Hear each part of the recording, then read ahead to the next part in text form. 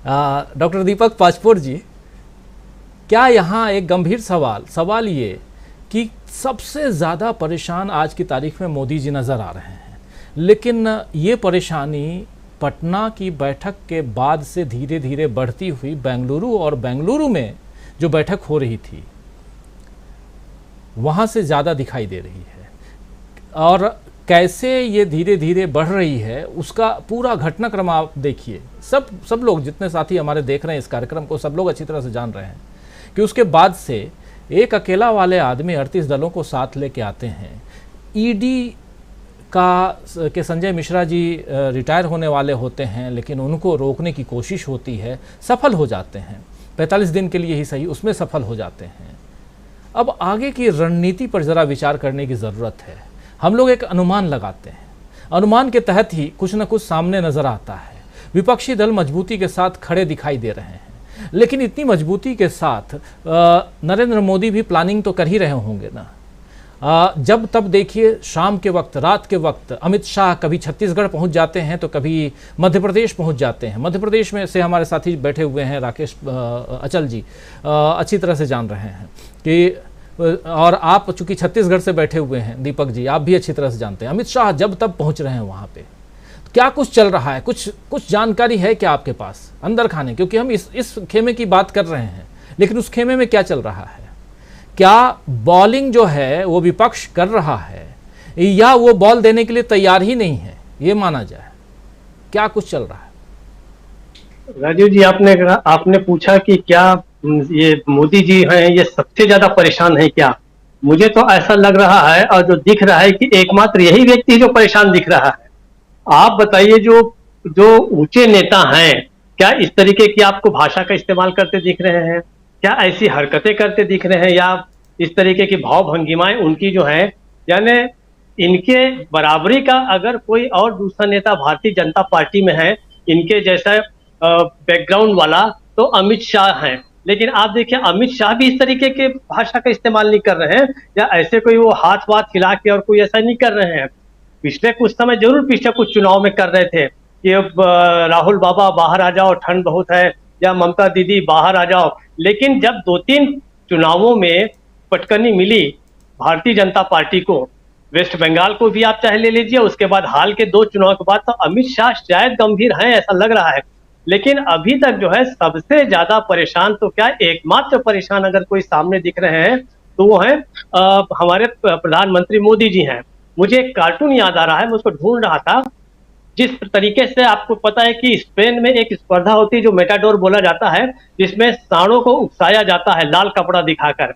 तो एक कार्टून आया है, उसमें उस लाल कपड़े की जगह इंडिया लिखा हुआ है, और उसमें जो है मोदी जी जो है उसको बिल्कुल उसे जो बुल फाइटिंग जो होती है, वो बिल्कुल उसको सिंग लेके उसको दौड़ रहे हैं उसके मारने के। बस अब ऐसा हो गया कि जहां भी इंडिया दिखेगा वहां ये सारे के सारे परेशान हो जाएंगे। लेकिन पूरी भारतीय जनता पार्टी के बाकी नेताओं ने, मुझे ऐसा लगता है कि बड़ी चतुराई पूर्वक, बहुत ही समझदारी से इनको अकेला छोड़ दिया है। भाई 8 साल 9 साल आपने एक छत्र राज किया है, हम सबको किनारे कर दिया है। रेलवे मंत्री भी नजर नहीं आता था जब वो हरी झंडी दिखाने पहुंच जाते थे। और आप देखिए कि एक मानव संसाधन विकास मंत्रालय होता है, या दूसरा श्रम मंत्रालय होता है, या बहुत सारे विभाग होते हैं जो अपनी नियुक्ति पत्र जो है अपने लोगों को खुद ही बांटते हैं, या विभाग ही चला जाता है। हिंदुस्तान में पहली बार हो रहा है कि प्रधानमंत्री जो हैं वो नियुक्ति पत्र बांट रहे हैं। 75,000 लोगों को नियुक्ति पत्र दिया, 50,000 लोगों को नियुक्ति पत्र दिया। तो सारे मंत्रालय के जो मंत्री हैं वो कह रहे हैं कि भाई अच्छा, आप इतने बड़े जैसा कि महामानव बताते हैं हम उनको कि आप सारा काम अकेला ही कर लेते हैं, आप इतने सक्षम हैं, 18-18 घंटे काम कर रहे हैं, तो चलिए अब आप ही गालियां खाइए अकेले। मोदी जी ये नहीं समझ रहे हैं कि वो आइसोलेशन की तरफ बढ़ रहे हैं। आखिर लोकतंत्र के अंदर जो सामूहिक उत्तरदायित्व की जो अवधारणा है, उसका जो सिद्धांत है, सबको मिलजुल कर काम करना है। आखिर एक मंत्रिमंडल क्यों बनाया जाता है? ये कोई राजतंत्र तो है नहीं कि जहां अकेला राजा हो, अपने हिसाब से वो मंत्रियों को भर लिया। एक मंत्रिमंडल होता है, और ये जितने मंत्री हैं, जितने सांसद हैं, ये लाखों लोगों का प्रतिनिधित्व कर रहे हैं। तो उसको जिस तरीके से दरकिनार कर दिया है मोदी ने, उसका खामियाजा भुगतने का समय आ गया है।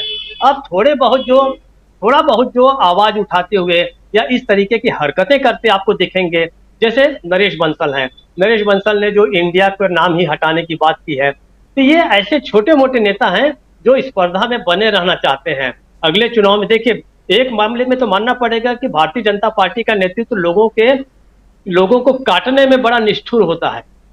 किसे मंत्रिमंडल से हटा दे, इनका क्या नाम, अब हमारे प्रकाश जावड़ेकर जैसा व्यक्ति, रविशंकर प्रसाद जैसा व्यक्ति, इनको हटा दिया गया। तो कोई नहीं कह सकता कि अगले चुनाव में जो है उन्हें टिकट मिलेगा या नहीं। अब ये भी धारणा हो गई है कि आपको बहुत अच्छा काम करने की जरूरत नहीं है टिकट पाने के लिए।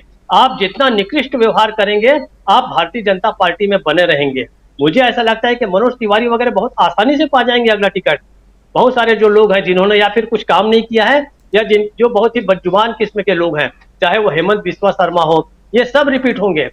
रिपीट कौन नहीं होंगे? जो संजीदा हैं, जो थोड़ा बहुत काम को समझते हैं कुछ लोग, ऐसा नहीं है, मतलब पूरी की पूरी खाली नहीं हुई है भारतीय जनता पार्टी, आप ये मत समझिए। उसमें भी दो चार बुद्धिमान लोग बचे हुए हैं, तो उन्हें मुझे लगता है कि टिकट पाने में बड़ी परेशानी होगी। तो अब वो खुद कह रहे हैं कि ठीक है मोदी जी, आपने हमको किनारे कर दिया, अब इस सारी चीजों को फेस कीजिए।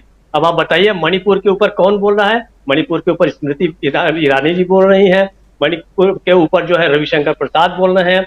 अरे बोलना तो चाहिए था कायदे से अमित शाह को, पूरी की पूरी अच्छे से जानकारी लेकर घंटे 2 घंटे तक उनको ही करना चाहिए था। अब आप दूसरे टाल रहे हैं, आप कह रहे हैं कि हम तो संसद में वार्ता करना चाहते हैं, ये भाग रहे हैं, लेकिन तो जनता जो है वो कुछ समझ रही है। इस पे हमने काफी डिस्कस कर लिया, इसको रिपीट करने की जरूरत नहीं है, लेकिन जनता के सामने ये सब कुछ है।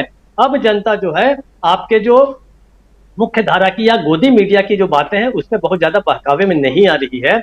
अब वो खुद ही सर्च कर रहे हैं, खुद ही सत्यापित कर रहे हैं चीजों को, और वो जान रहे हैं कि मणिपुर में क्या हो रहा है। मणिपुर ही नहीं, इस तरीके की जितनी भी चीजें हो रही हैं ये काफी भारी पड़ने जा रहा है। और सब जो इंतजार कर रहे हैं भारतीय जनता पार्टी के बाकी नेता, वो अगले 4-5 चुनावों का इंतजार कर रहे हैं। जैसे के संकेत हैं और पूरा अंदेशा है कि ये राज्य जो है भारतीय जनता पार्टी हारती है, तो आप जान लीजिए कि मोदी जी के नजदीक भी कोई नहीं आएगा। वैसे ही नजदीक नहीं आएगा जब पता चल जाता है कि एक बच्चे से गुरुजी नाराज हैं, तो उसके नजदीक कोई बाकी बच्चे नहीं जाते। मोदी जी के नजदीक मुझे लगता है उनके सारे साथी जो है छूट जाएंगे, 1-2 लोगों को छोड़कर। शायद अमित शाह उनके साथ आखिर तक बने रहेंगे, कुछ लोग बने रहेंगे, लेकिन ये मोदी जी के अवसान के साथ साथ, अवसान हो गया नहीं जानता, मैं नहीं जानता चुनावी अवसान, लेकिन आइसोलेशन की प्रक्रिया उनकी जो है, एकाकी होने की, अलग थलग होने की प्रक्रिया है जो है बहुत तेजी से बढ़ गई है। इसको खुद मोदी नहीं समझ रहे हैं। एक तरफ वो विपक्ष के साथ तो दुश्मनी ले रहे हैं, वो तो खैर उनका कर्तव्य है, उनको लेना भी चाहिए, लेकिन वो अपनी ही पार्टी के लोगों से अलग होते जा रहे हैं। ये उनके अस्तित्व के लिए सबसे बड़ा संकट लग रहा है। और मुझे ऐसा लगता है कि विपक्ष ने ये जो काम किया है, निश्चित रूप से इस समय बीजेपी कितनी फंसी है ये नहीं पता, लेकिन मोदी जरूर फंस गए हैं। और ये जो महाराष्ट्र में जो होने जा रहा है, मुंबई में जो होने जा रही है बैठक विपक्ष की, इसके बाद तो एक तरह से ऐसा लगता है कि मोदी जी हैं और ज्यादा परेशान हो जाएंगे। जैसा एक साथी ने कहा कि इसके बाद उनका गुस्सा और बढ़ जाएगा। हो सकता है हम इससे भी कोई और बड़ी भाव भंगिमाएं उनकी देख सकते हैं। राजीव जी। जी बिल्कुल बिल्कुल स्वामी जी, लेकिन एक बहुत गंभीर सवाल यहाँ पर खड़ा होता है। 2018 में भी ये 5 राज्यों